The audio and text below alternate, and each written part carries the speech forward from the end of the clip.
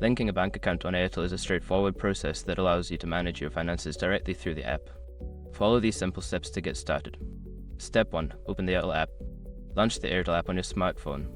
If you don't have it installed, download it from the App Store and log in with your Airtel number. Step 2. Navigate to the Payments section. Once you are in the app, look for the Payments or Banking section. This is usually found on the home screen or in the menu options. Step 3. Select Link Bank Account. In the Payments section, find and select the option that says Link Bank Account. This will take you to the page where you can enter your bank details. Step 4. Enter bank details.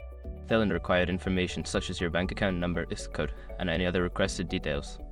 Ensure that all information is accurate to avoid any issues. Step 5. Confirm and complete. After entering your bank details, review the information for accuracy and then confirm the linking process. You may receive a confirmation message or email once the account is successfully linked. By following these steps, you can easily link your bank account to your Airtel app. This will help streamline your transactions and enhance your banking experience.